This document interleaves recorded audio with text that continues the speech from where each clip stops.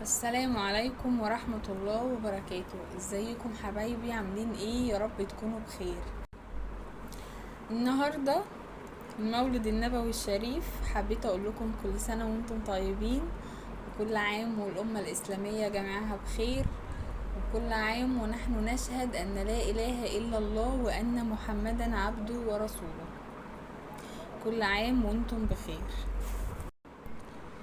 احنا النهاردة هنتكلم مع بعض عن قصة حياة النبي محمد عليه أفضل الصلاة والسلام قبل نزول الوحي. سيدنا محمد كان اسمه محمد ابن عبد الله ابن عبد المطلب ابن هاشم ابن عبد مناف ابن قصي ابن كلاب. سيدنا محمد عليه أفضل الصلاة والسلام اتولد في عام سمي بعام الفيل سنة 571 ميلاديا. سيدنا محمد عليه أفضل الصلاة والسلام اتولد يتيم الأب، لأن والده توفى قبل ولادته.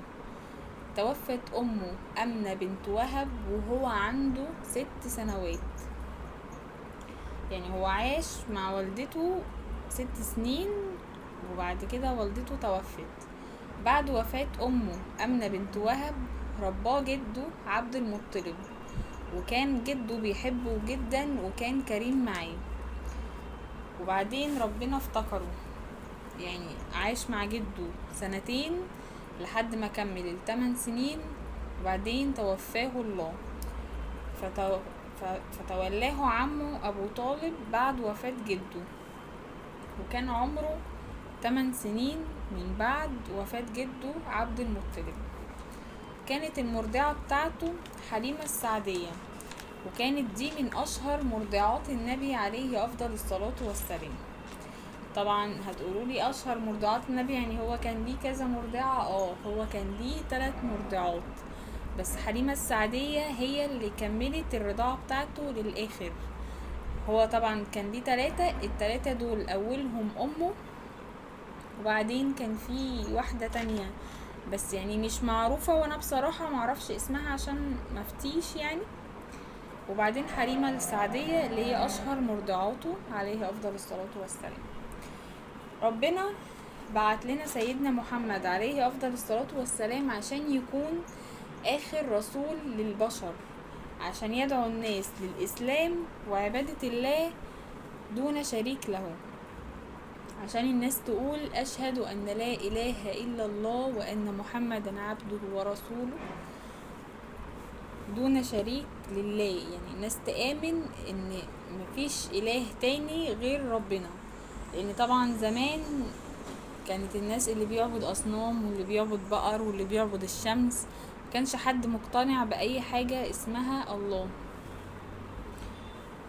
ربنا أنزل القرآن على سيدنا محمد صلى الله عليه وسلم بواسطة جبريل عليه السلام. نزل الوحي بجبريل عليه السلام بالقرآن على النبي وهو عنده 40 سنة، وكان بيتعبد في غار حراء. النبي كانت أول مهنة ليه هي كانت راعي غنم مع عمه أبو طالب. من اول ما راح ان هو يعيش معاه، يعني من لما كان عمره 8 سنين كان شغال مع عمه راعي غنم. طب ايه اللي خلاه يشتغل في السن الصغير ده؟ لان كان عمه فقير يعني ما عندوش فلوس، قليل المال جدا، وكان عنده اولاد كتير، وكانت طبعا المعيشة على القد، وده كان السبب اللي خلاه ان هو يشتغل مع عمه من وهو صغير ويساعده. ورغم صغره اجتهد في مهنته جدا، وكان بيراعي الغنم لأهله والأهل مكة كمان، وكمان كان بيتضرب بيه المثل في شغله وفي كسب رزقه وكسب المال، وان هو ازاي يعني يعتبر طفل صغير من 8 سنين وهو شايل نفسه وبيسعى من وهو صغير على رزقه ورزقه وبيساعد اللي حواليه. يعني خدوا عمه أبو طالب معاه في رحلة للتجارة للشام، وكان عمره ساعتها 12 سنة، واتشهر بين الناس بالأمانة والصدق، لحد ما اتلقب ما بين الناس بالصادق الأمين. بعدين اتجوز من السيدة خديجة بنت خويلد وهو عنده 25 سنة، وكانت السيدة خديجة أكبر منه في العمر، وكان عمرها 40 سنة. كانت أرملة. طبعا فرق السن ده ناس كتير حاليا بتعترض عليه. طبعا 40 سنة وهو كان 25 سنة، 15 سنة فرق سن ده كان بالنسبة لنا احنا كبشر كبير جدا، ولكن سبحان الله هو اتجوز 11 واحدة، اولهم السيدة خديجة بنت خويلد. طبعا منهم اللي اكبر منه، منهم اللي اصغر منه، منهم اللي كانت مطلقة، منهم اللي كانت ارملة، منهم اللي كانت بنت بنوت. ودي طبعا كانت رسالة للأمة الإسلامية بعد كده وللبشر ان ده مش عيب، فرق السن في الجواز مش عيب وملوش علاقة. ومنهم اللي كانت مسلمة، ومنهم طبعا اللي كانت مسيحية. وهنا دي كانت رسالة من سيدنا محمد عليه أفضل الصلاة والسلام لينا، ان مفيش حاجة ليها علاقة بالجواز ولا سن بيفرق، ولا لا اصل اكبر مني ولا اصغر مني ولا الكلام ده كله. السيدة خديجة كانت ارملة، كان زوجها الاولاني متوفي، انجب منها صبيان وبنات، ولكن طبعا ولاده كلهم اللي انجبهم من السيدة خديجة كلهم توفوا، وهو اللي دفنهم ما عدا السيدة فاطمة. هو كان عنده من الولاد من السيدة خديجة القاسم وعبد الله، والاتنين توفوا صغيرين. ومن البنات كان عنده زينب ورقية وأم كلثوم وفاطمة، وطبعا كلهم ماتوا زي ما قلت ما عدا فاطمة، هي الوحيدة اللي توفت بعد وفاة النبي ب6 شهور. والوحي نزل على سيدنا محمد وهو عنده 40 سنة، وكان بيتعبد في غار حراء. لما رجع البيت وحكى للسيدة خديجة اللي حصل معاه في غار حراء لما نزل عليه الوحي بجبريل عليه السلام ونزل عليه بالقرآن، ورجع وحكى لها، هي سألت ابن عمها فقال لها ان دي من علامات النبوة، وكانت اول من امن من النساء به هي السيدة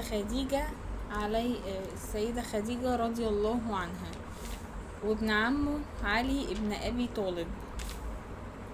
احنا خلصنا قصتنا النهاردة، كانت عن قصة حياة النبي عليه افضل الصلاة والسلام قبل نزول الوحي. لو عجبكم الفيديو اكتبولي في الكومنتات، نعمل جزء تاني نتكلم فيه عن زوجات النبي وأولاده والغزوات اللي هو خاضها النبي عليه أفضل الصلاة والسلام، وقصة يعني رحلته بقى في الإسلام لحد ما توفى. لو عجبكم الفيديو اكتبولي في الكومنتات ونعملها على أجزاء إن شاء الله. أشوفكم في حلقة جديدة وفيديو جديد. ما تنسوناش في اللايك والشير والسبسكرايب وتصلوا معانا على النبي. وفي اخر الفيديو احب نقول الدعاء ده مع بعضينا: اللهم اياك نعبد ولك نصلي ونسجد واليك نسعى نرجو رحمتك ونخشى عذابك، اللهم اعنا ولا تعن علينا وانصرنا ولا تنصر علينا واهدنا ويسر الهدى لنا وانصرنا على من بغى علينا. لو خلصتوا الدعاء صلوا على النبي في الكومنتات واكتبولي عجبكم الفيديو ولا لا، هستنى رأيكم. مع السلامة.